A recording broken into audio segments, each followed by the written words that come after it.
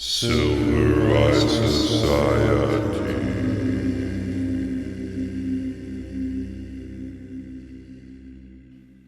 All right, we're here in the as of yet unnamed movie podcast, and this time we're talking about the Lighthouse and the absurdity of our ancient struggles. That is this edition of the movie podcast.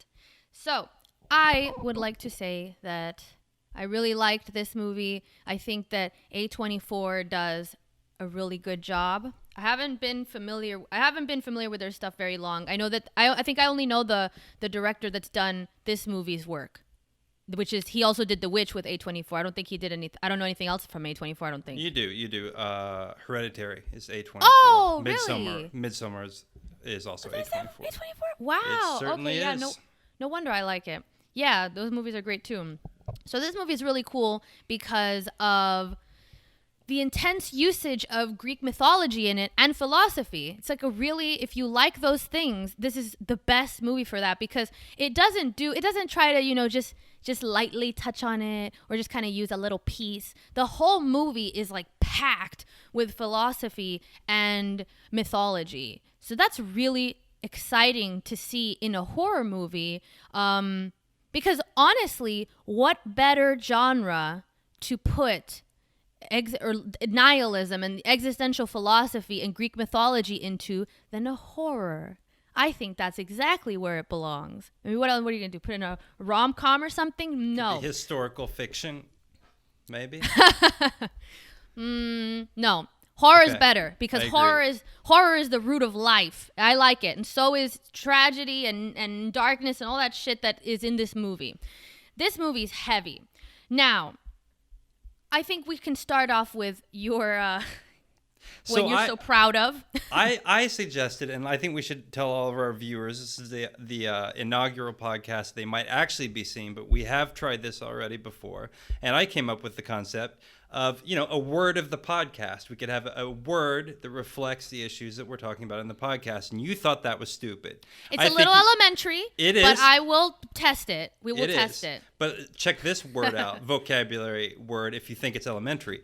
Protean. Check this word out. Does anyone know what that word means? Protean? How elementary is that word? Plus, No, I'll tell you what. know. You know what I've decided? I've decided to surprise you with a second vocabulary word, because this is the second time we've recorded it. Titanomachy. Titanomachy. You heard it. Maybe. I don't know how to pronounce it. You know what? I don't think most people know how to pronounce the word titanomachy. Before this, I went on and I tried to figure out how to pronounce it, because there's a lot of words. If any of our viewers out there are readers, there's a lot of words that people read, but they don't really know how to pronounce because they never use it. How many times have you used the word titanomachy today?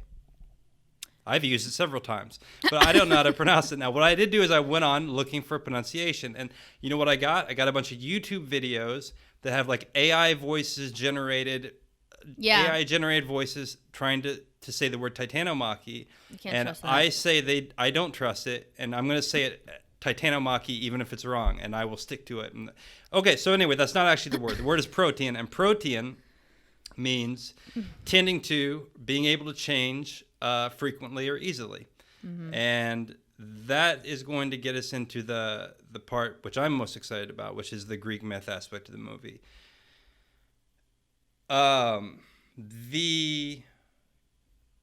There are two characters in the movie, and so right from the beginning, I think we need to just say we're going to call them old and young, right?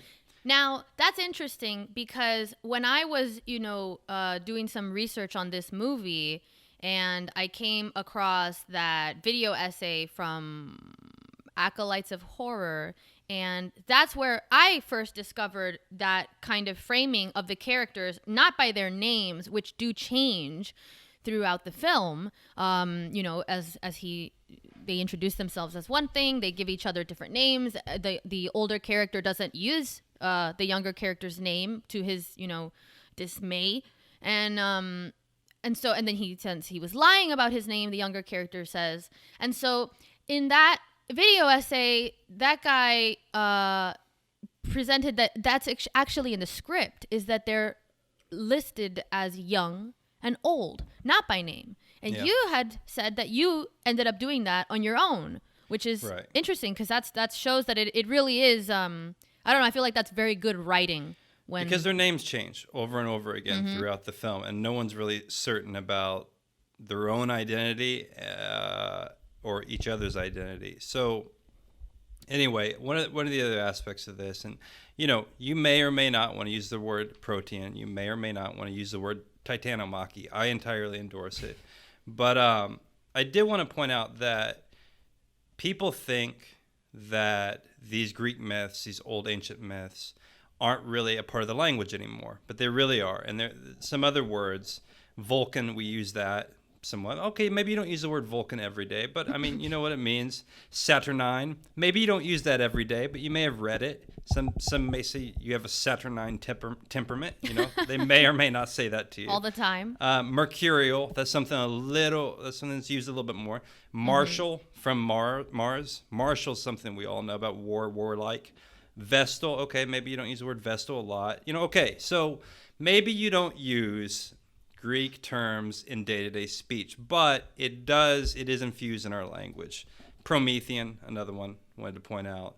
And that's a really cool thing because what I like about this movie and the way it uses Greek mythology is that it does a good job of and this is why this, if I may say so myself, this is why this podcast is so important, because what the Greek myths did, and this is an important point that you've made before, is that the Greeks believed in their gods. They were not symbolic, or they didn't view them as myths. Obviously, they believed that they were living beings, but the Greek gods are different in that from our the gods that we tend to worship today, in that they were not perfect, and they were not at all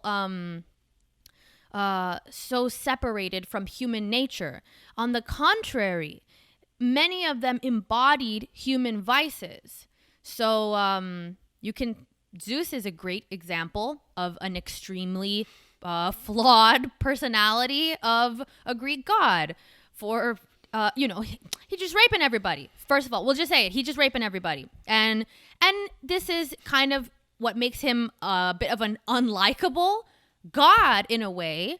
But he gets things from this. There's reasons why he is that way. And so the flawed nature of the gods is what allows believers to kind of understand them, relate to them, and use them as teachable figures. And that's an interesting thing. And this is why I think, in a way, if you really, this is why it's so important to watch movies much more actively than we generally do, because I think, I've made this distinction in an essay I wrote before, the difference between art and entertainment.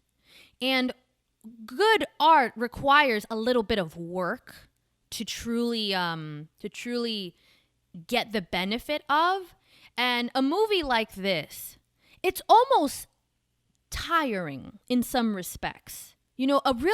Some of the really like heavy art movies, like you watch a Bergman movie or a Tarkovsky movie, sometimes it's a little bit like, that's a lot to take in. I don't think this one is, though. I don't think this is tiring. Well, you got to watch this movie twice, I think.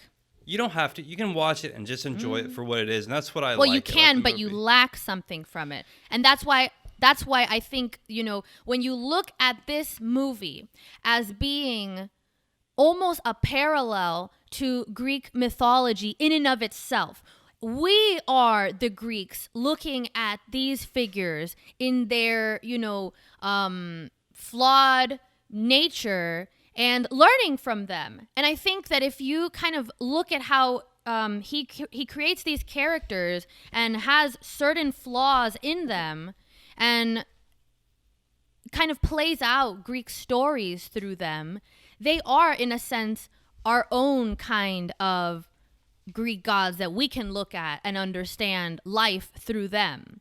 And so this is the important part of being able to appreciate, to understand the psychological state of these beings, not just, I don't know, watching them as kind of like cartoon figures or something, but understanding more so what from what they act, if you know what I mean, like what is their driving.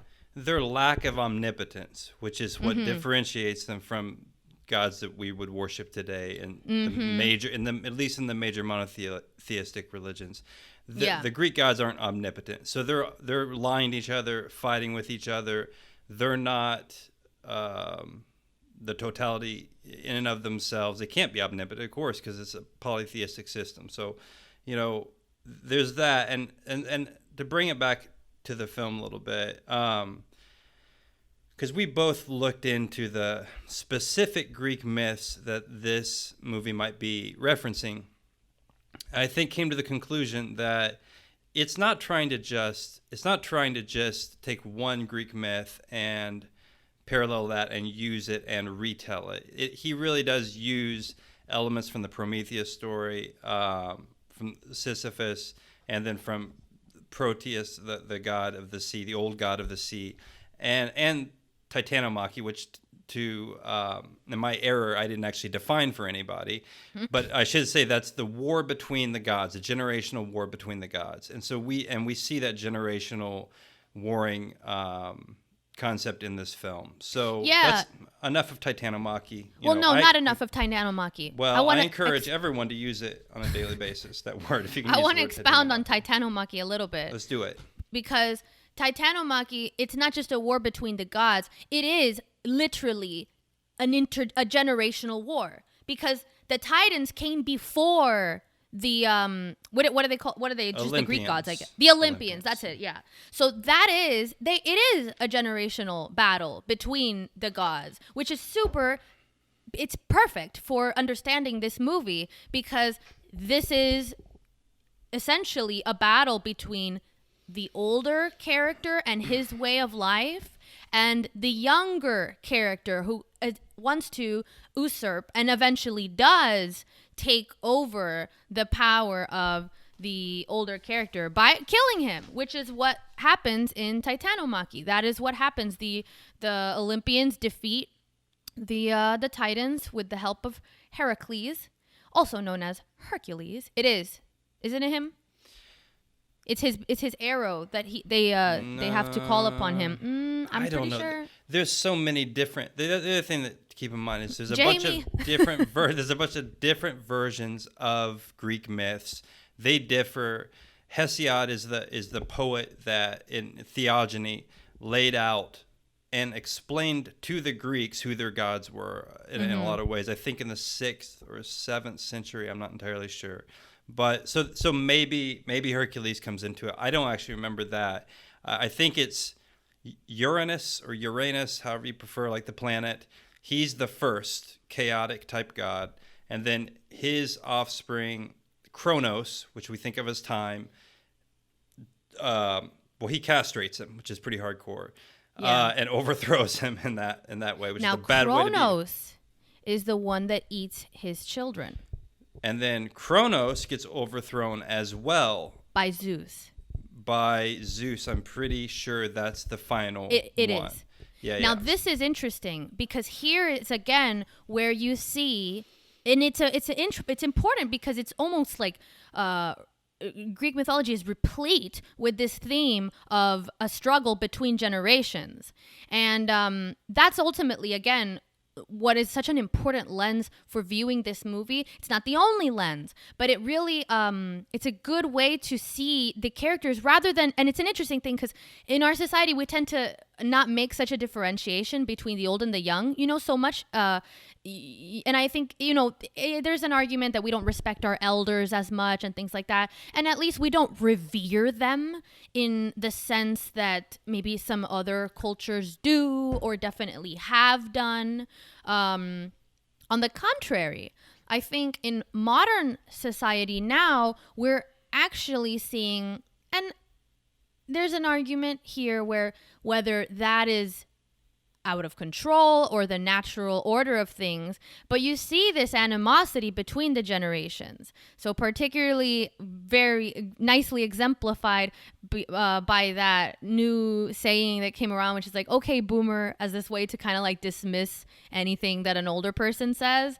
And that's an interesting thing because it's not entirely new to be, to have animosity between the generations, but that's what this movie is so interesting about, because there's an argument whether the young character really deserved to overtake the power of the older character. And so to go back to the Greek myth of Kronos, so Kronos eats his kids because he finds out, I forget who tells him, but some oracle, something like that, whatever. One of them tells him, one of your kids is going to overthrow you. And so he says, and he starts eating his children, which is where you get that great painting by Goya with, that horrific painting where he's eating. That's what that is. And it's a really interesting, I guess, a metaphor for what does happen if the old don't release enough power. It's almost like it becomes cannibalistic, where they want to hold on to their power so much that they eat their own young to hang on to that power. And of course, you need the younger generation to take on society. So if you have this figure, this power held onto by the older generation, and they make it so difficult for the younger generation to come up, essentially they make it impossible, you have a kind of a stagnation in the society. But Zeus comes along and is able to overthrow him, but then Zeus does the same thing. Zeus finds out that one of his children is going to overthrow him, and he eats his wife. I don't remember which, Zeus eats his wife? I'm not sure. I am sure. Zeus is married to Hera, I think. Well, he's married to a bunch, because he gets with a bunch of different goddesses. He does do that. Yeah, he gets married to Hera eventually, and she's the one that's like, that's done, buddy. Yeah. But before that, the very first, it's a nymph, I think, and she's like the nymph of like planning and strategy. I can't remember the name. It's like Myrtus or something Metis? Metis, yeah, Metis, that's it. Yeah, Metis. He eats Metis because that's the one that is going to have the child that becomes, I forget which child it is, but she's like, you're not gonna eat me, and she basically tricks him.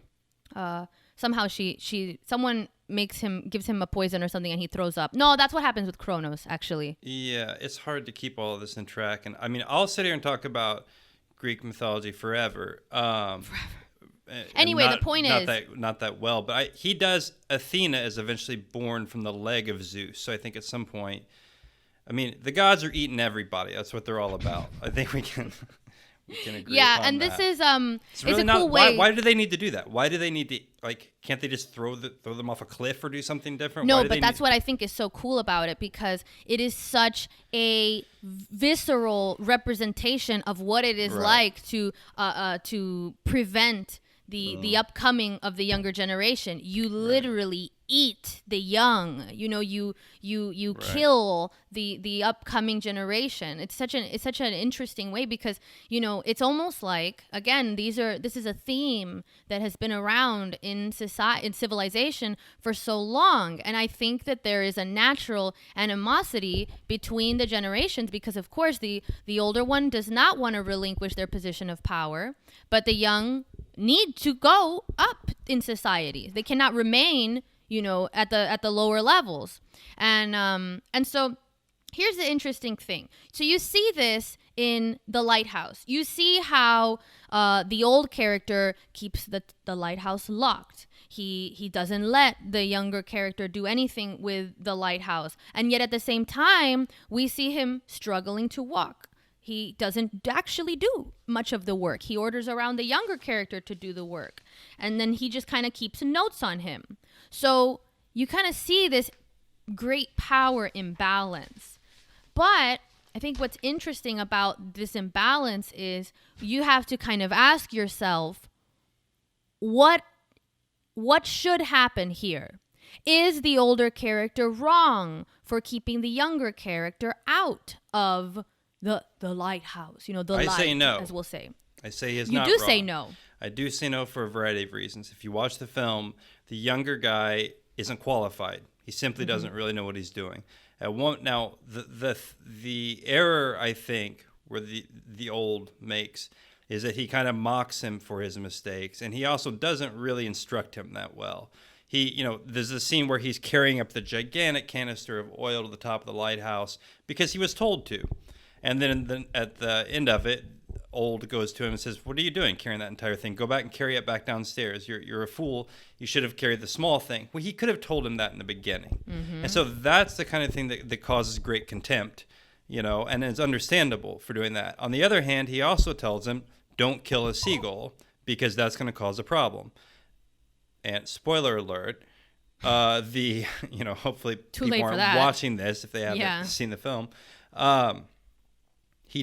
Young does do that, and that precipitates a turning point in the film where things start to go extraordinarily wrong. So there's a lot of wisdom. There's wisdom on the part of Old, but he doesn't impart it in a very kind way. Yeah. But then there's that also strange dynamic of when the workday is over, Old wants to kind of commune with him over drinking and over dinner, and then Young is pulling away at that point and doesn't really want to drink, doesn't really want to, almost lose control during those times with him.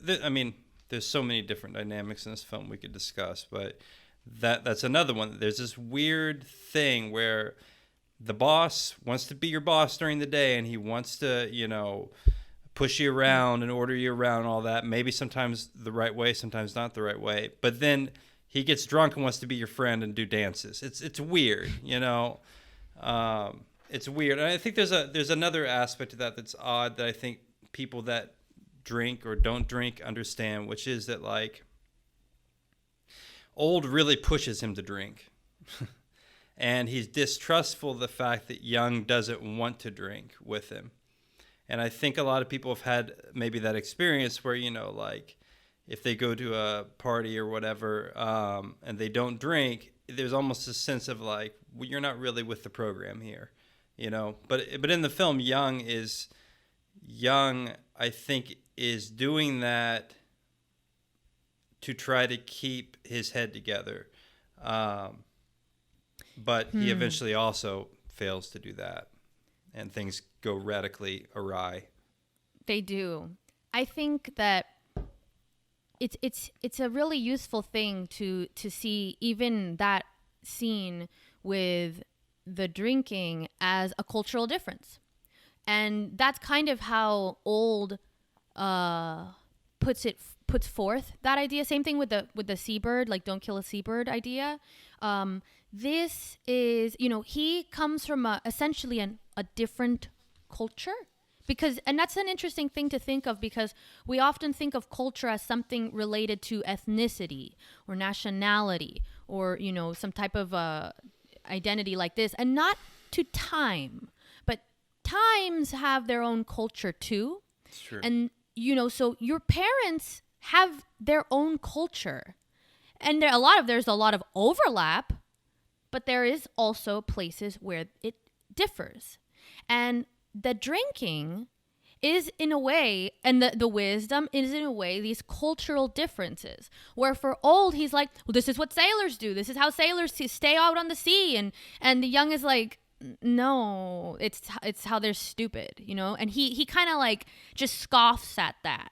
And it's a very interesting, because it kind of makes you think of how he does seem to in some ways embody that Young kind of snarky, no, they're just stupid, and no, those are just tall tales about killing the bird. And it's well, maybe the drinking one actually was right, but the seabird one was probably something that Young was wrong about. And that's the danger in writing off all old things as useless and archaic and needing to be demolished. And that's kind of where we get into an interesting way to look at modern society from this lens of how do we intermingle as generations, which is, I think, one of the most contentious issues we're actually having right now in society. And it's funny because it doesn't really get framed in this this concept, perhaps because it's boring and it's more interesting to frame things in terms of like these old racist slave owners, let's take their names off of the buildings or whatever. And it's like, yeah, these are older people, but those are the same people that actually built the society that you're benefiting from. So while maybe in the film there are some times where the old character is wrong or cruel, there are also things that he probably does know better. And like Not to Kill a Seabird, this is a clear thing that the young character goes against in kind of this very haughty attitude of like, oh, that's just a tale. And it turns out to be immediately an outcome that's negative. It's very interesting because it's so interesting how they do this in the film, where even says the winds change, which is that metaphor for almost a point of no return, where there has been a change now that you're going to have to go through this change and see where it goes. And it's when he decides to eschew all old's wisdom, the winds change. And so I think, we see a lot of this in the movie where there's it's cultural difference between generation. Old says ye a lot and believes in the sailor stories and drinking. But young says you. He rejects the sailor stories and he doesn't want to drink. But then it's interesting because you have... Can I interrupt for one moment? No. Yeah, Okay. you can. Because I think for the rest of the podcast, I'm going to refer to you as ye. Okay, ye, I don't mind. I like All right. ye. All right. Yeah, I think we should bring... I would bring back ye, honestly. I think it sounds... I think we just did. Is that what ye believe? It's just going to take a while. Podcast episode number 1. Yeah, look, we're what moving do around. ye believe? What do ye believe? Another aspect of the winds changing is him as a sailor. Remember, Old is actually a sailor. And when the winds change on you, you can fall into the doldrums. In other words, like the wind changing matters a lot, potentially in certain areas, because you get stuck, essentially, where you can't move. And I think that even plays out in the film. He talks about that a little bit. They get the winds change on them and they get stuck on an island. And then he's telling a story about whether or not, they were on an island eating grass. There's so much to this movie that the problem with the movie, it's not the problem. It's why the movie's so successful. And I wanted to say, to move away from Greek mythology a little bit, like, this movie is really successful, and one of the things I like about it so much is there are so many ways it could have been a failure, because you have two actors, and pretty much just two actors, and when you only have two actors in a film, they both have to be exactly on point, or you're not going to enjoy watching the film, and they both really are. And if people haven't watched this movie and we spoil it for them, which we're not really, because you can't. It's almost this movie you almost can't spoil. Yeah. It doesn't ways. really matter if you tell the ending, because you still need to watch it. Right. Just the acting performances from both of them are a reason to watch the movie, and that's why I've watched this movie 4 times now, which I usually don't do with almost any movie. But I could, because it was just it's enjoyable to watch from just purely the acting. And there's also the fact that it takes place largely in the same setting the entire time. And it's in black and white. You know how hard it is to make a movie in black and white and do it well? Especially when people are so accustomed to watching things in color today? Yeah, I mean, it's not just in black and white. It's also not in 4:3, but it's in like a very old aspect ratio that isn't even 4:3 aspect ratio. Which, if you know beforehand, you're kind of maybe weirded out a little bit. And for the first minute, it does seem a little odd, and then it makes total sense, and you don't notice it throughout the film. Yeah, you don't actually. Yeah, it's a very interesting movie. And you know what I think is so successful about it is that, again, when you take and he truly understands what the hell he's doing.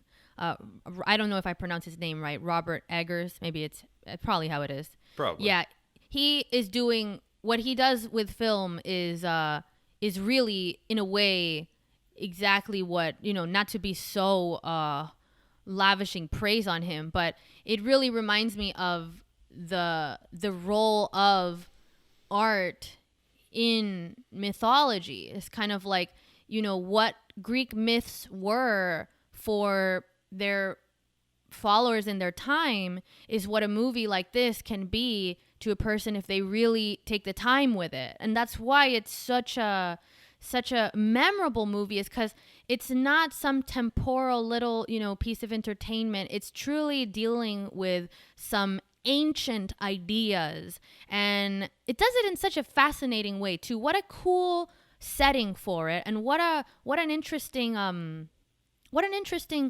package, essentially, to put in this ancient idea and story and mesh it with a time and a place that is almost all but forgotten for modern Western people.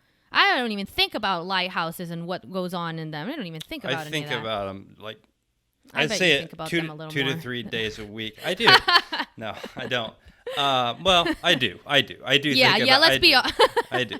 I think about them more than maybe the average person would. And I think have that's true. no problem. To me, the setting looked like a place to have a vacation. Yeah, I was bet. like, that looks great, actually. Abandoned. It wasn't abandoned. They had food. They had shelter. They had a nice little stove. I didn't like the bedroom setup because that was a little too close for comfort for me. I prefer my own room, you know. But I mean, look, I have looked into, oh God, in detail in the past. What do they call? They're not really vacations, but they're like working holidays on isolated islands. I have done detailed look into that. I've looked into that, and I mean, so to me, yeah, you're not alone there. This was research.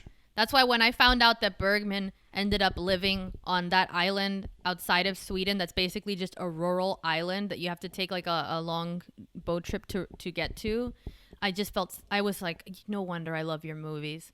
That just makes so much sense. And that's honestly, that's one level of goals, like just piecing out to your island alone surrounded by the ocean.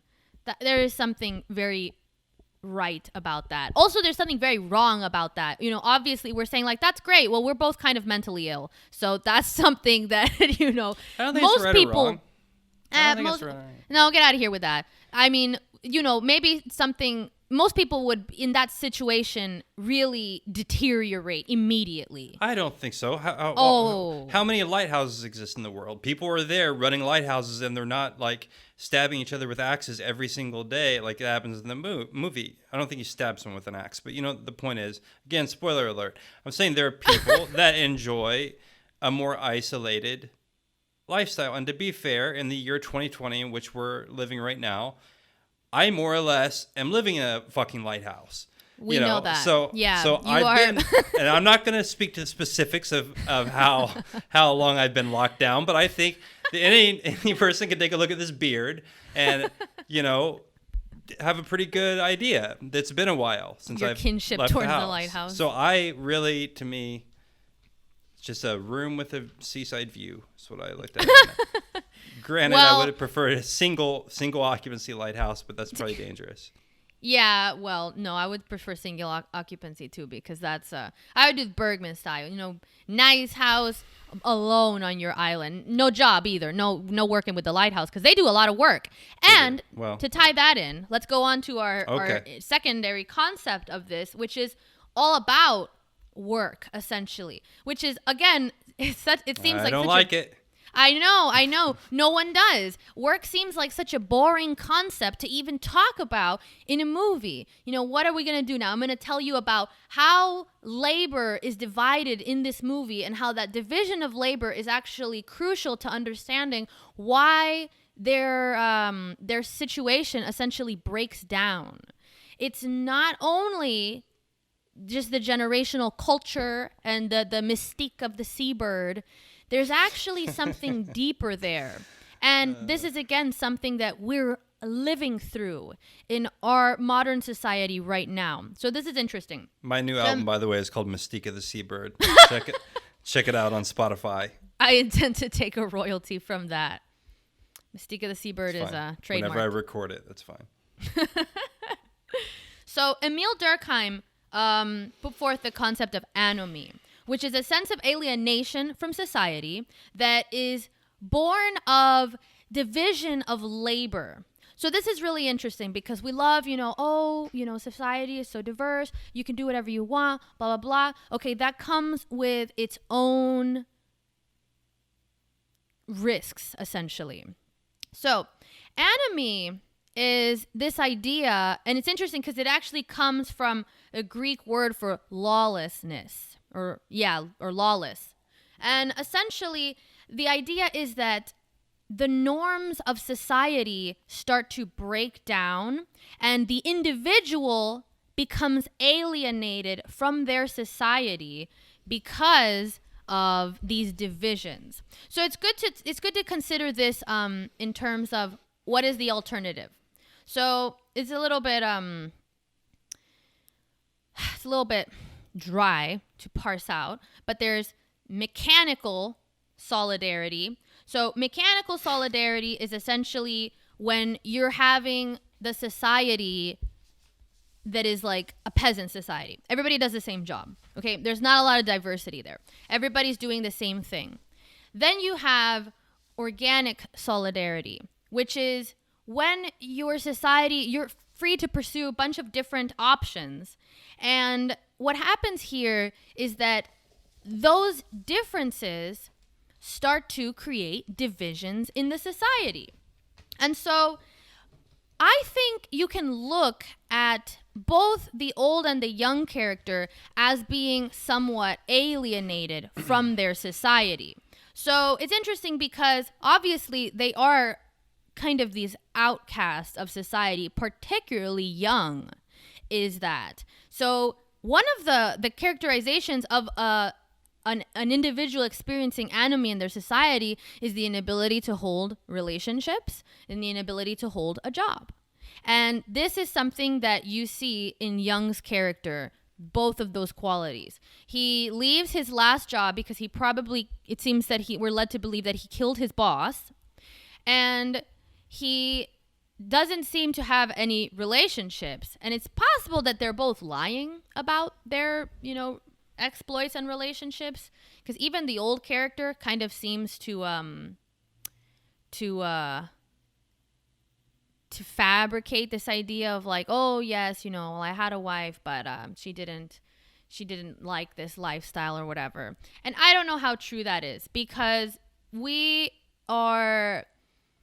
find that they lie a lot throughout the movie.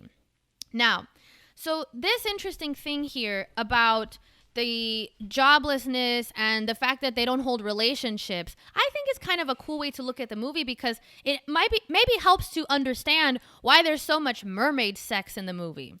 So there is like a strange relationship there that they have with You just don't understand the Lighthouse lifestyle. No, I think I don't. That's part of the Lighthouse lifestyle package. It's in the handbook. When you start out at the Lighthouse. You're granted one mermaid sex. And it's though. unclear that is actually a mermaid though, because I'll take us back to the vocabulary word of the podcast, protean, and it seems at least plausible that that's not a mermaid, but that's old shape-shifting around. Mm-hmm. That's true. Well, I don't know how much that is because there's a lot of scenes where he sees the mermaid and there's no Old is nowhere around. So I mean, Because maybe he is the mermaid. If he was Well. around in the scene, then you would say they're in two places. But I'm not going to swear that Old is the mermaid. I'm not Well, I going to think do there it. is a part where they definitely overlap. There is that one There scene is. where he sees it as that. But again, this is why a mermaid and why mermaid sex. You know, this is. I mean, Emil can you Durkheim think spoke about this. exactly? Did he? Can you I don't know. think? Well, not mermaid sex particularly, but this would be the Lighthouse flavored version of being completely alienated and disconnected from your society in a strange way, because most people don't fantasize about having sex with fictitious mermaids. Most people aren't lighthouse keepers. That's right. I'm most not people trying. are integrated in I'm society. not trying to. Okay, yeah. So I agree. I think that you I don't can know much about Emil Durkheim though. Well, you're going to learn. My notes are sparse on Emil Durkheim. So Well, you're going to learn. All right. Because here's the thing. So you look at this and you see that there's a disconnect between both of their modes of working as well, which I think is something important in the movie. You see that Young is doing all this work, kind of doing it badly sometimes, but he's doing a lot of the work. And then Old is ordering him around and telling him, there's one particular scene where he says, I've cleaned the floor already, or whatever. swab the decks. That's right. Maybe not the decks. Swab ye dog. Swab you That's what dog, he yeah. says. And he says, well, I did it twice. Sure. And Old says, if I want you to take apart this entire lighthouse and put it back together for no reason, you're going to do it. And this is exactly where we see a really interesting part of this movie, which is what happens when a person in society no longer accepts the mode of achieving their goals of society. So you can think of them as each having goals for their work. So the Old character has his beliefs about how things should be done and what their goals are in their work.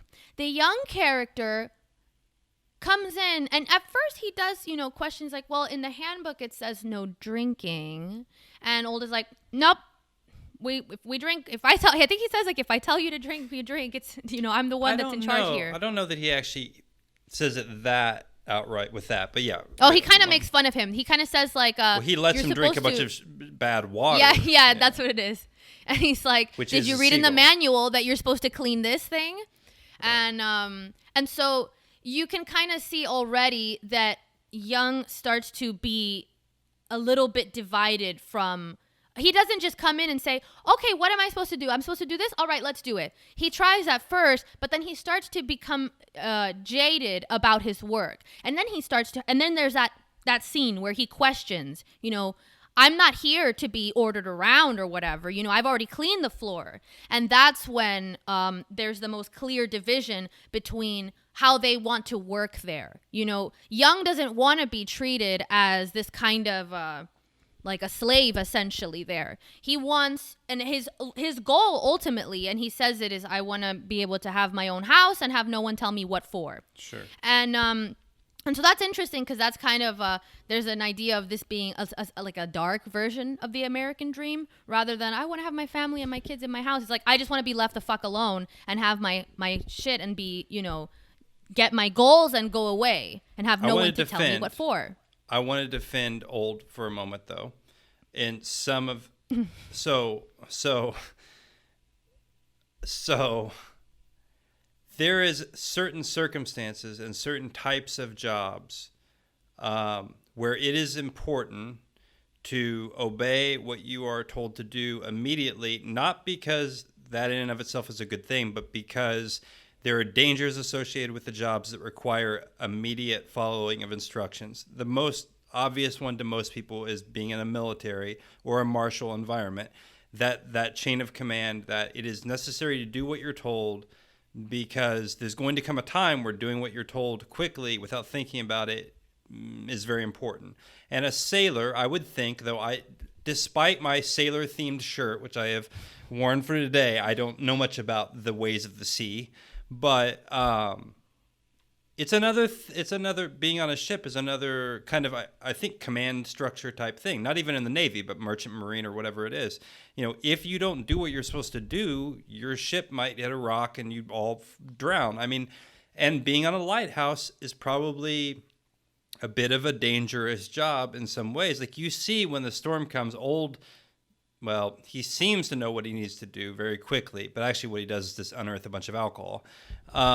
But so there is something to be said for. I think it's like this, that you can respect that the older authority as long as it's not arbitrary and incompetent. And that's the real problem that happens is when he's painting the lighthouse and Old says, "I got you, don't worry about it, just keep doing it." The machine breaks and the guy falls. And he's arbitrary. He said, "Oh, bring the oil up to the top of the lighthouse," and he kind of probably knows that he doesn't know and lets him bring this heavy thing up there for no reason. So the problem with the authority of the old, and if you want to expand it out into the generational thing in the real world, which I'm not a big fan of the real world, but if you wanted to, you could say the problem with the older generation is not so much its authority all the time, but when it becomes arbitrary and when it becomes incompetent authority, then you really have some justification for, rebellion. Whatever it is that Emil Durkheim's talking about, which you know much better than I do. And that is exactly what, not Emil Durkheim, but this is actually, so this idea ties in, and it's important that quality of whether the authority is valid or not. And not only whether it is valid, but whether it is perceived as being valid. And that's the problem that ties in also with the generational struggle, is that very often the young do not perceive authority as valid, and that is not always accurate. And so young becomes, more distrustful of old's authority. He builds up this distrust towards that to the point of questioning it outrightly, and then eventually completely usurping his authority. And so this is an interesting idea that ties in with something from the Paradigm of Deviance. So that's an idea from Robert K. Merton, which kind of stems from the Robert K. Mermaid, Paradigm of Deviance. I'm going to have to cut out some of your jokes to make this podcast. It's not a joke. It's a valid question. Well, I don't have an answer. I can tell you about anomie and the Paradigm of Deviance, but I can't tell you about... I just want viewers to know we have some notes. And I don't see Robert K. Mermaid in here. You're on the wrong notes, buddy. Don't worry, these notes are for me. I'm as the prime podcast host, I'm old in this. All right, I'm wrong. I see Robert K. Merton, Paradigm of Deviance. Yeah, okay. He's right down there at the bottom. So the Paradigm of Deviance is an interesting thing to understand here, because what happens when you have part of a society that you have goals in the society. So the goals might be, let's look at American society. You have goals. I want to have a house. I want to have my wealth. I want to have my freedom. Okay. Now, we have to, as a society, accept that those are all the goals we want. Sometimes, more with the antisocial people, they would not accept those goals. They might say, well, no, actually, I want to subjugate people, or I want to do some type of anti-social goals that don't align with the goals of the general society. Those people cause problems. We usually get rid of them. They do something that is against what society's goals at large are, like killing people or doing something like this, and so we exit them from society. It's important that, for the most part, we all share the same goals in society. And these are not needing to be like, we all want to be a doctor or something. It's more rather that we all want to have our lot in life. We all want to fairly acquire that lot in life. We all want to have a certain level of freedom in that life. So these are things, and it's an interesting thing to think about because it's so easy for everybody to say, everybody is disagreeing and we're so divisive. But really, if you truly boil things down, we do all want mostly the same things in life. We're just not exactly in agreement with how those things should be achieved or protected. And that's the second part of the paradigm of deviance, which is the attitude towards the means of achieving those goals. So let's go back to the movie now. So Old starts to question the authority of Young starts to question the authority of Old. So this idea of you should do whatever I tell you. That's the goal, and this idea of, don't kill a seabird. This is another thing that is essentially a value that he holds that Young rejects. Then there are the means to achieving these goals, which is you're going to do what I tell you. You need to, do all this different labor. He also starts to say, well, I've already cleaned the floor this many times. And he starts to distrust also the means of achieving those goals. So think about that in terms of society now. So at one time, it was accepted that you would go to school or you would go to a trade and you would get a job and you'd get your house and you'd have your things. Now, the attitude towards those means is beginning to shift in our society because the school leaves you in a massive amount of debt. And if you want to get an average job, you struggle to provide for yourself. And so you have an animosity growing towards the means that we achieve the goals with. And when these things begin to overlap, even if you have an accepted goal, if the means of achieving that goal is no longer accepted in unity through the society, you can have rebellion. And that is what happens in the movie. Young essentially, for the last time, he said he doesn't take the orders anymore. He believes that the way that the old character has set up their living situation, their working situation, is inept. So he wants to take over. But this goes back to what you were saying, where he's foolish. And that's the risk here in saying, okay, well, I want these goals and I think that you are not achieving them properly, so I'm going to get you out of the way. And so Young is now powerful enough to take over from Old, which we see happen in different parts of the movie. In that beginning scene where Old tries to slap him because he says something like, oh, a seabird is stupid, it's just a tall tale. That's an interesting scene because you thought that this was a good example of, it's almost a visualization of that loss of power from the previous generation. You think that you said, go ahead and explain. So most people see that scene, most well-adjusted normal people watch that scene and see Old reach across the table and try to strike Young, and then he feels very bad. And I think most normal people look at that and say, oh, of course he feels bad. He did something bad. He shouldn't have physically tried to strike him. And that's, to be fair to myself, that's what I thought initially also. But then I thought about it a little bit more, and then I realized I don't know that's actually why Old feels bad there. I think he feels bad because he missed. I think he feels bad because he didn't slap Young correctly, and he all of a sudden he's like, oh, I better pretend to feel sorry about that. Maybe it's a mix, maybe it could be a mix between he knows he shouldn't have tried to slap him, and also he's upset that he missed him. And he also knows what that pretends, that Young is physically stronger than him, and can possibly overthrow him. That happens fairly early in the movie also, before things really start to heat up and become more violent and more physical. It's a really interesting scene in the movie because in a way you are sympathetic to the old character, And it's because the acting was so good in that part. He does such a good job of portraying this mixture of impotence and shame and embarrassment. And so there's just enough there for you to think, well, it's not just that he's, oh, I'm so sorry, I acted out. There's something there that's almost reflective. Like he kind of like, and the scene is so visually interesting because you have the young character standing up, and you can almost see that the young character is holding himself back.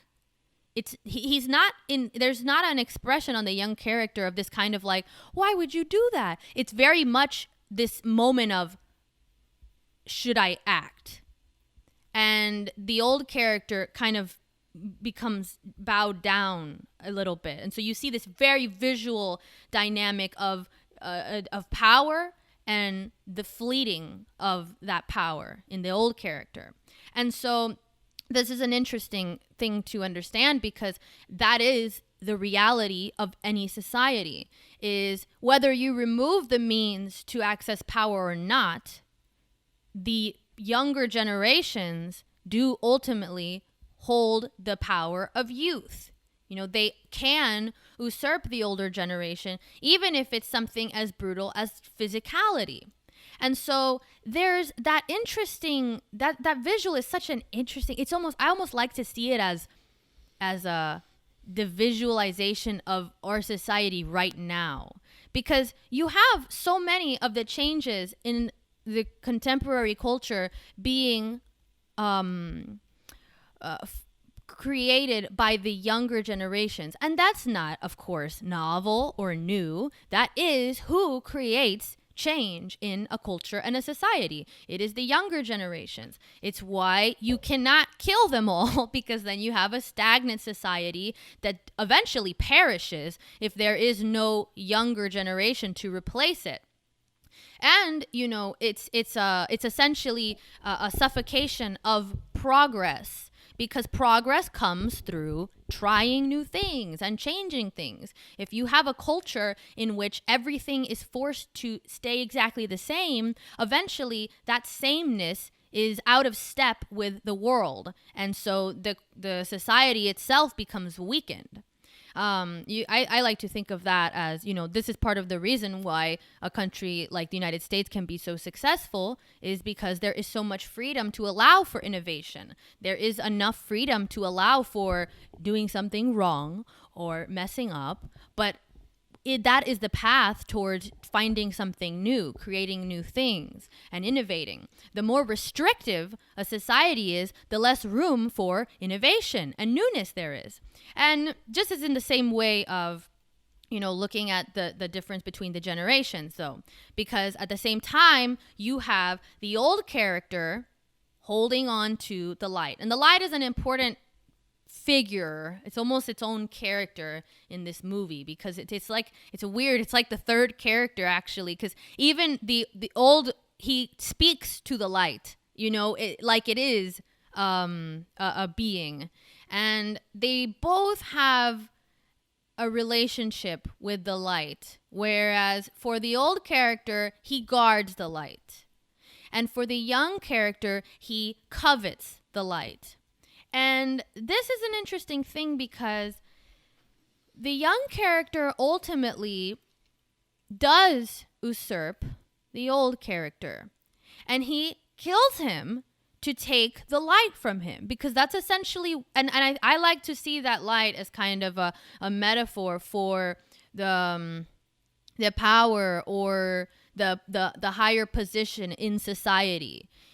Even it's kind of reminiscent of that idea of the Greek gods killing off their children to hold on to their own light, if you will. And so Young kills him to take the light from him.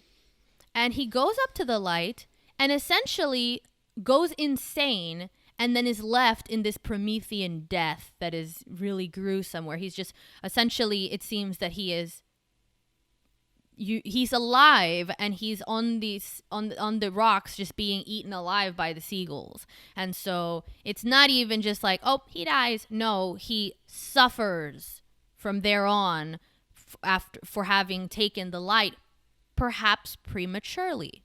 So that goes back to this idea of did old have wisdom that young eschewed in his desire, in his youthful folly for the light?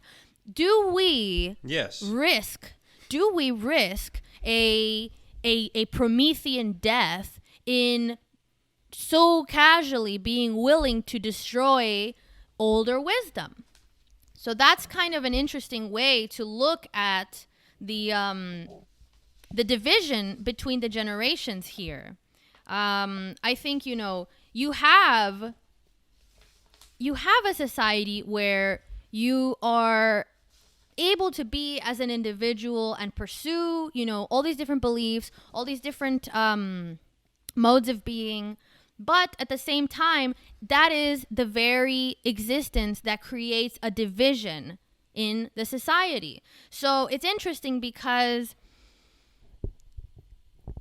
that division is essentially what births the idea, the paradigm of deviance, the rebellion against the previous means of going about achieving goals.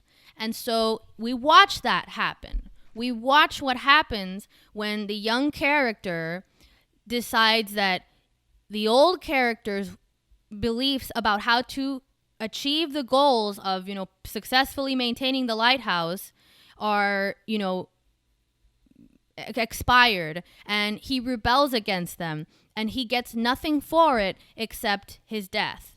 So everybody loses. It's really interesting. It seems, it's kind of a bleak commentary on youth in a way. Old says at one point, these are my older notes, it's the mid-watch that's the dread watch. The light is mine. And throughout the movie, Old is the one that's always up all throughout the night while Young gets to sleep, at like a normal time. So there is maybe some added weight and problems with being the person at the top guarding the light that Young doesn't even know how to handle yet because he's never learned. But again, that might be I don't know. I don't want to stretch too far with the light metaphor and all that, but I mean, he asks him several times, when can I can I do that part and work in the light? And the guidebook says we're supposed to change off every other night or something to that effect. And he says, no, the light, I'm just going to, maybe if he had have introduced him to that task slowly and in a competent fashion, none of that would have happened. At the same time, it's kind of weird to have in the guidebook to say you're supposed to do it every other night because everyone's sleep schedule would be completely ruined by that, I would think. But anyway, I don't know. Who knows? I don't know the specifics of Lighthouse work, but someday I might. And if I do, hopefully the island that I live on will have Wi-Fi and I can do a podcast and explain it to everybody. You can let us know. I will. And I will if there's a guidebook.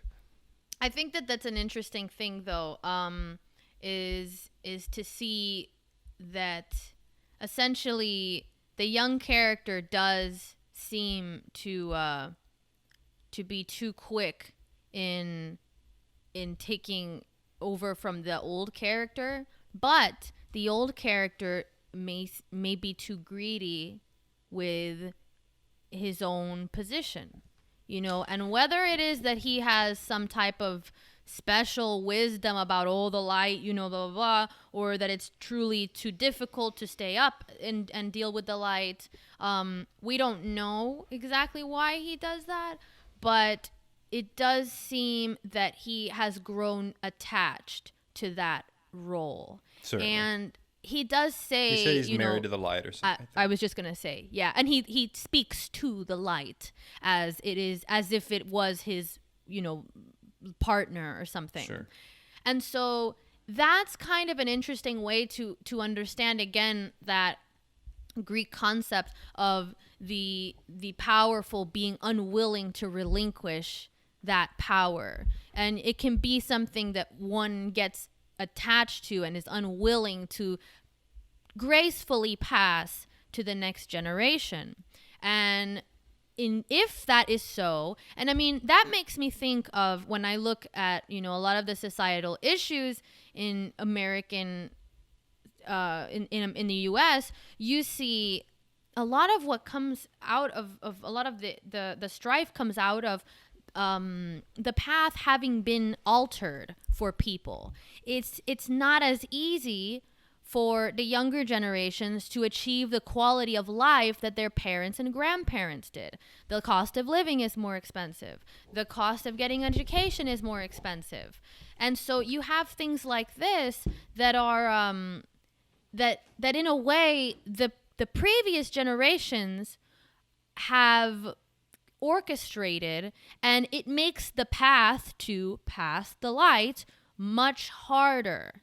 And so doing that, that's kind of the same issue where you see that if you are not creating a fairly smooth, it doesn't have to be very smooth, because I think that animosity between the generations is just something that cannot be totally done away with, and perhaps it's not supposed to be done away with. But I think that if you become too attached to that position of power that you maybe have rightfully gained, you risk having it taken from you brutally.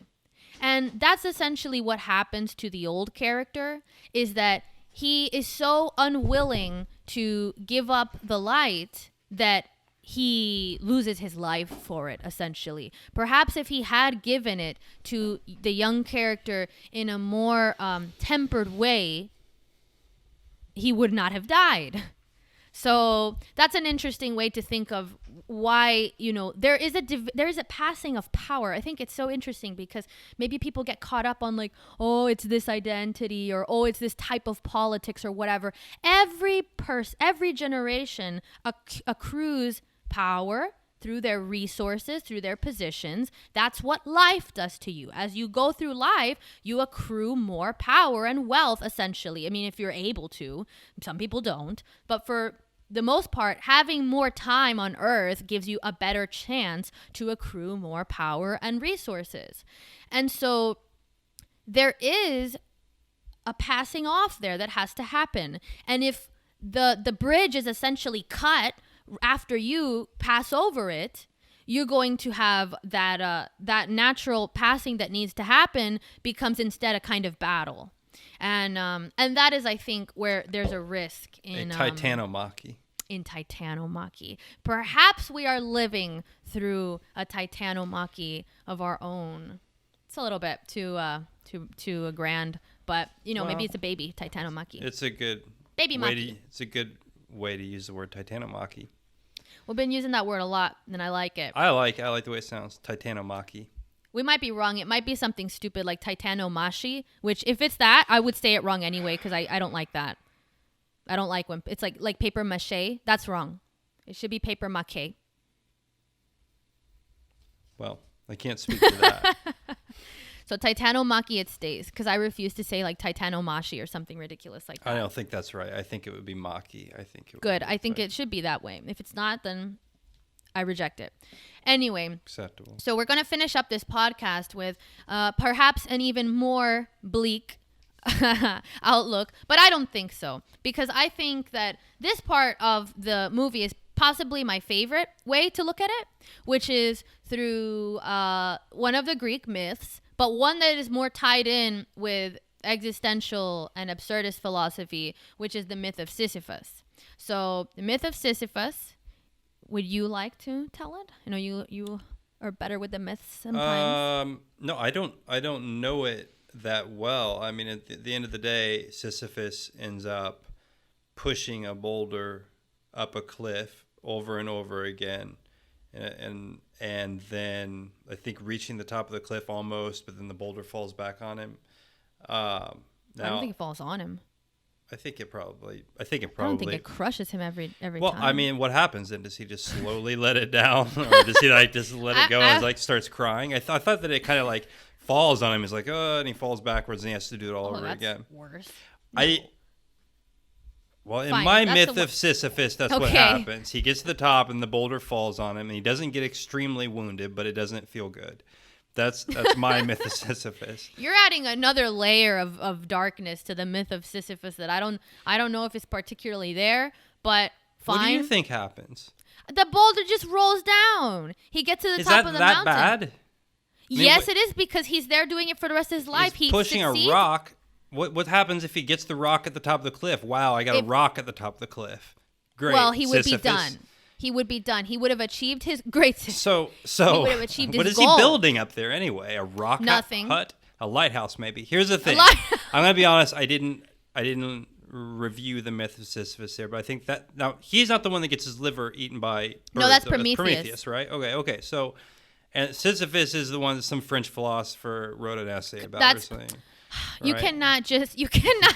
I will dismiss it. Do not Just like that. disrespect Camus like that. No, and I'm not. He was great, I guess. Yeah. I read The Stranger a couple times, Well, there you go. but whatever. Anyway, so okay. Do you have something to say on the myth of Sisyphus, or would you like to let me? I take the know myth I of would. There Sisyphus? is one thing I'd like to say about the myth of Okay. Sisyphus. That's hard to say. The fast. Mythyphus. The myth of Sisyphus. I'm gonna do it again. The myth of Sisyphus. I can't do it again. Okay. All right. I like it. All right. So there is something about this movie that actually plays into that, and that is the circular nature of time. Because Sisyphus pushes the rock up to the top of the cliff. In my version, the rock falls backwards on him, but in yours it doesn't. But the point is he has to do it over and over again, right? And I forget why he got punished that way. Zeus probably did it to him. Yeah, this was always punishing someone. I don't know right. exactly. I think he did. He married someone, or he tried to get with someone. No, it's important probably. No, it's really not. Very well. So the point is, though, that there is a circular nature to this film. And you see it in the first scene, or one of the first scenes. One of the first scenes, not the first scene, but the two people, old and young, enter into the lighthouse carrying, I think, a trunk or something. And then two other people pass by them, and they don't even acknowledge each other.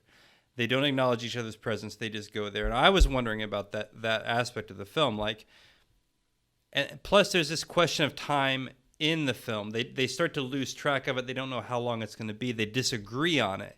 And so I think there's a lot of different ways you can look at the movie. You can look at it as this is exactly what happened. Two guys went to a lighthouse. They went kind of crazy. One of them killed somebody. I don't even know how you approach it in the realistic way at the end, because then what happens? The guy looks at light and the light makes him crazy, and then somehow seagulls are eating his liver. So I'm not sure you can look at it entirely realistically. And again, bringing it back around, this is one of the reasons I think the film is a success, because a lot of movies that would do this I would find annoying. There's a lot of movies that are like, or did this happen? Or how is this? And I'm like, it's not that good. But this is good. This is really good. And my final point about the myth of Sisyphus is there is a circular nature to time. One way you can view this movie is that they are being punished over and over again for their past deeds. And one of those deeds may be the murder of the guy up in Canada, as he calls it, but the Canadian woods. And there's this aspect of confession that happens in the movie where there's a scene where Young is actually confessing and no one's in the room with him, and he almost looks at the camera. And there's a sense to me of confession. There may have been some sort of sin or whatever, if you will, that he needs to expiate, and there's punishment there. Because he keeps getting it wrong over and over again, that this is just going to continue to happen over and over again. Huh. That's a really interesting element of that, because that's true. You can look at the Mythyphus of Sisyphus as looking at an interesting way that time is warped in his life, if you can even call it a life. He's destined to forever live in a circle. Essentially, he rolls the boulder up the hill, and then it rolls back down the hill, possibly or possibly not, maiming him in the process. And he has to continue. That's his punishment, is this circular life, essentially, where there is no change. He continues to repeat the same process again and again. And that is interesting to look at the young character as living out his own kind of circular punishment for perhaps killing his boss and the past job. The other thing that I like seeing, the Mythyphus of Sisyphus, I really think that that's just so great. That's my album title, Keep The on. Mythyphus of Sisyphus. So in that, I accept it. I'm looking it up, by the way, and I'm The going to do Mythyphus that of because Sisyphus? we live in the year 2020, and I'm going to do it. And I'm going to go ahead. No, you go ahead and continue. I'm going to see if Well, the no, boulder. you go ahead. I'm Well, going to keep talking. Oh, he's punished for self-aggrandizing, craftiness, and deceitfulness. Aren't we all? In theory, forced to roll an immense boulder up a hill, only for it to roll down every time it neared the top, repeating this action for eternity. Now, I'm going to see. Well, it doesn't say that it falls on him. That's all I care about is that the boulder falls on him. I don't think that happens. Well, I don't understand then how the day switches over forever. Like, how do you know? This is speculation that may need to be edited out of the podcast. Well, but I'll censor you. If it's eternally that he's having to roll a boulder up a hill, how do you know when the day starts and when the day stops? It's when the That's what's so horrible about the punishment. I would think that it would stop when the boulder would roll over you, and then you'd So that's wake up his again. nighttime. I don't think so. I don't even know where Sisyphus is at. He's on a mountain, I guess. Or well, yeah, he's just in some mountain.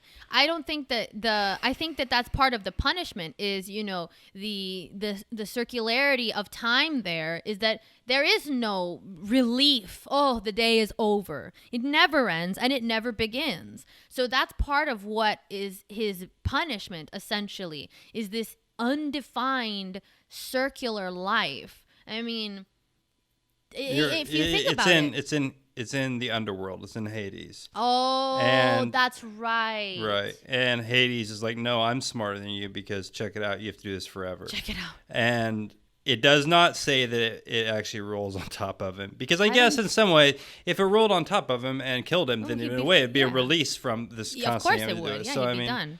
So his whole thing is an eternal punishment. That's what every kind of hell that is in all myths and religions is, that it's, you're there forever, but you don't get to be like, well, I'm finally done suffering. People that do would get be out nice.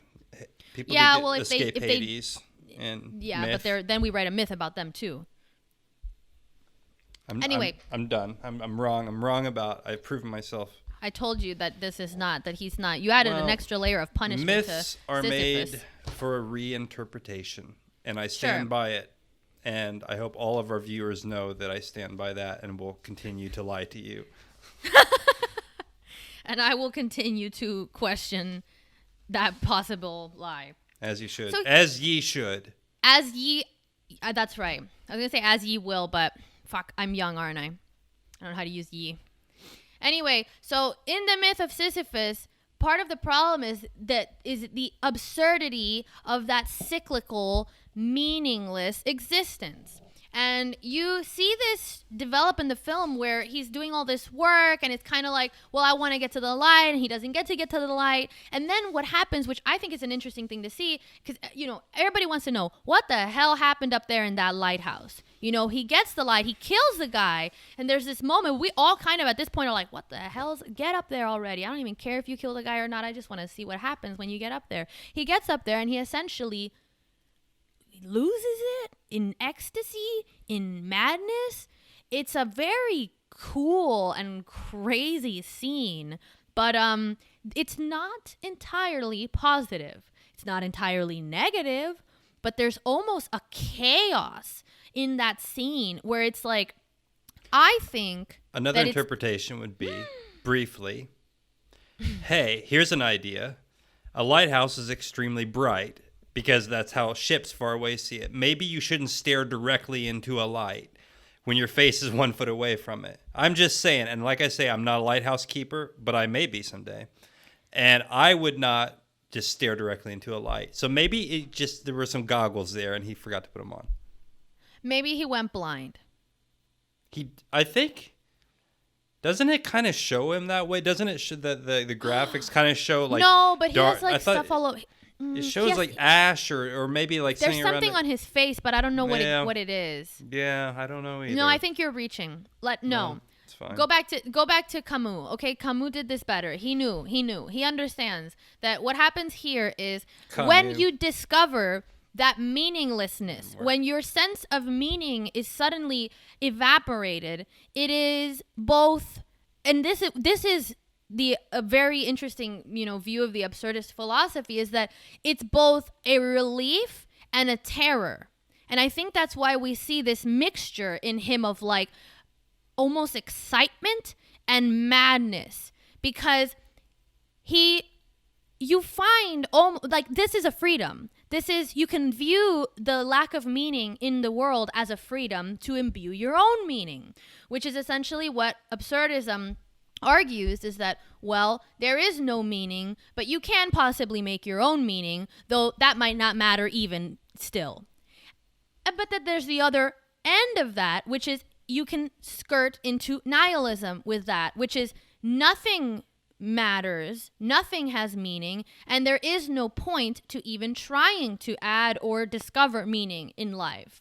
And so what happens to a human being when that thing that was giving you meaning, that light that you were pursuing, you obtain it and it's nothing? You realize it's empty. It was someone else's meaning. It was Old's treasure. It wasn't his. And so that's kind of an interesting thing here, is because you have to, and that would actually be a little bit more into the existentialist idea, which I think this is a bit of a critique of absurdism, because I don't think it fully accepts the premise of absurdism as being a useful thing, because he does not end up well. He discovers that the light is essentially meaningless. It does nothing for him. He gains nothing from all the effort he puts into finally obtaining it. He even kills Old to obtain this light and gets nothing from it.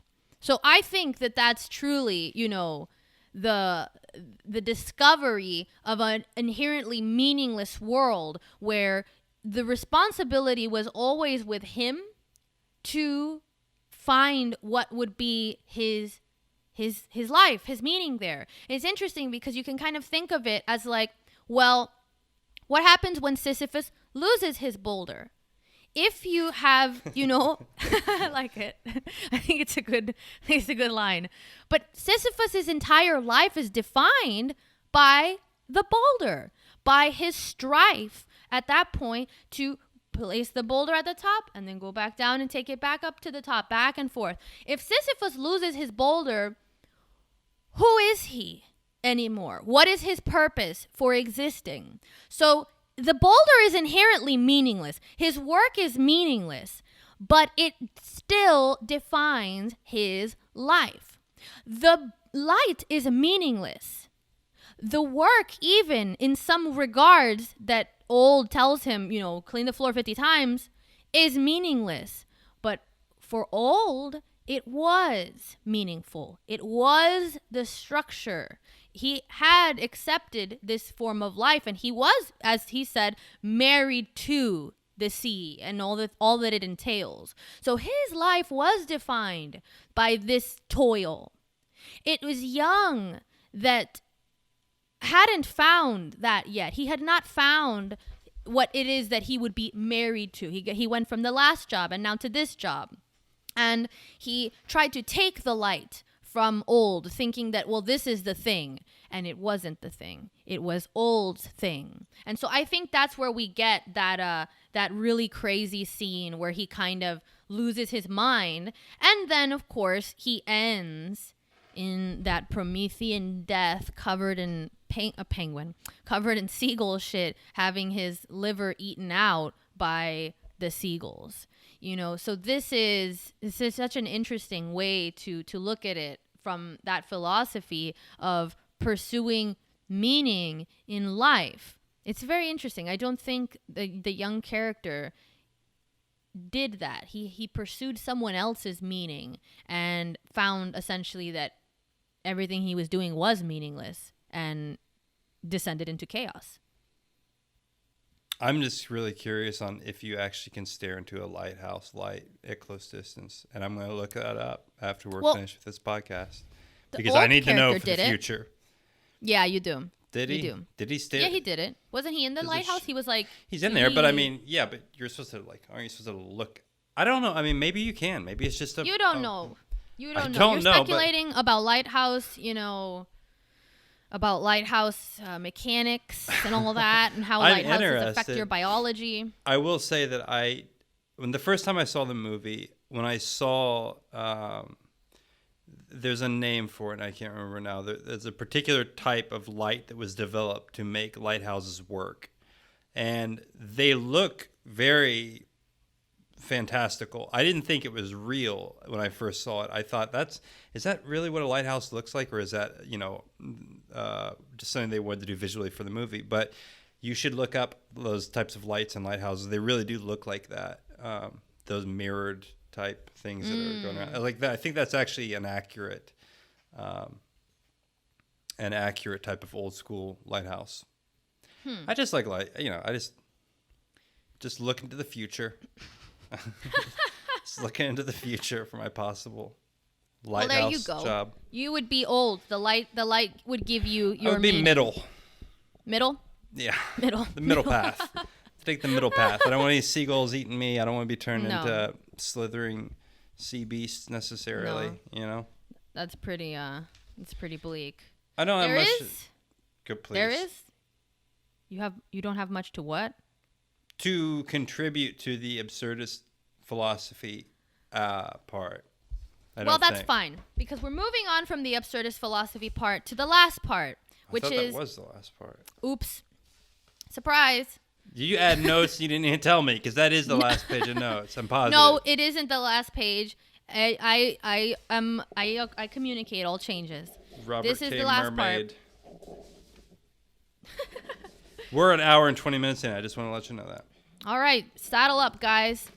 We're in the last part of this, and it's a different understanding of the concept of anomie, which is the malady of the infinite. I think this is a really cool idea, and the anti-capitalist crowd is going to love this one because the malady of the infinite is essentially a symptom of feeling alienated from one society. That's right. Put your glasses on. I need to get find ready the for malady this. of the infinite. Yeah, I need to peer into it. So the malady of the infinite is what it sounds like. It is essentially when you experience this disconnect from society that imbues the person with a limitless desire to obtain. And I think that this is something you can see the young character from because Durkheim characterized anomie as a kind of derangement because it essentially makes you so alienated from your society that you become deranged. You descend into what is the Greek root of the word anomie, the lawless state. And you can see that because in the movie, that's where he gets this sense of, has it been 2 days? Has it been 2 weeks? Did I really see that? Did that really happen? So this kind of derangement, this kind of detachedness from society, anomie, Durkheim theorized, is something that comes from that limitless desire to obtain something that cannot essentially be obtained. So I think that in the movie, we see Young as a very disoriented character, and he pursues that light in a very almost deranged, irrational way. He seems to want the light with no real reason for why he wants the light. He just wants it because he sees that old has it. And the more it is denied him, the more he wants it. And so it's a really interesting idea because I think that you can see how in that sense of the malady of the infinite, what happens is limits break down. And so we see this happen also with the young character, where he starts to be okay with first questioning, talking back to the old character and being like, I'm not going to do this, and he starts to push the boundaries of what he's allowed to do. He kills the seabird, and eventually he kills the old character. And so all the limits that he would have originally abided by break down. And so this is interesting to see as what can come out of the disorientation of a kind of alienated society, where there's a desire to pursue something that cannot be satiated. And it's a really interesting thing because that's an inherently destructive tendency. My battery just died. On your Yeah. on your camera? I'm pretty sure it did. All right. That's fine. We will cut into the webcam video. Good thing we've got several videos going. Yep. All right. So no worries there. We're wrapping it up anyway. Were we talking about the malady of the infinite? That's right. We are talking about the malady of the infinite. My camcorder battery just experienced the malady of the of the finite. Yeah. It said 14 hours too, and I don't think it's been 14 hours. But Well, maybe you didn't charge it all the way. Maybe in the Lighthouse, time is circular, and I don't even know what I'm talking about. Maybe we are in Sisyphus myth right now. We're in Mythyphus. We're in the Mythyphus of Sisyphus. This is our own Mythyphus. Well, the thing is, I think this is super interesting because you see why it's important in this movie, in the Lighthouse, for the character to not only to pursue his own sense of meaning, which is the absurdist idea that your world is inherently meaningless. And so if you don't find that meaning, then you have a situation where all the work that you're doing becomes burdensome. And he wants to pursue this, what he thinks is meaningful, to no limit, to the point that he's willing to kill the other character for it. And it essentially turns out to be meaningless. And so he loses his mind and he dies. And so I think I would like to sum up with a Nietzsche quote, which is, so we have this character that's essentially being placed in this position where it's a lot of hard work. He doesn't really abide by the work. He thinks that it's maybe not so justified. And when he is in that situation where he thinks that the work he's doing isn't justified, he thinks that essentially the means of achieving the goal of running the lighthouse are unfounded.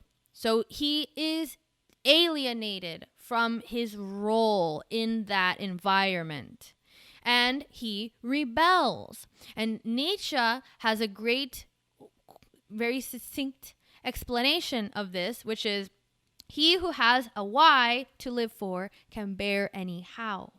And I think that that's great because you see that this character doesn't have the why. The old character does have the why. He does have his reason, and he is committed to that. He has the light, and he has, he accepts his role in that position. It's the young character that has left his past job, where he also was not able to find his role there, and now comes to the next position, and again rebels against the means of achieving that goal, but it's another person's goal. And so when he gets there, he realizes this entire time he never had a why for all the literal shit that he dealt with. That scene where he throws shit on himself. If you don't have a reason for why you are throwing shit on yourself and working super hard in the middle of an ocean in bleak circumstances, you're going to kill someone and go into madness and be eaten alive by a seagull. That's essentially the moral of this movie. It's a fair warning to anyone.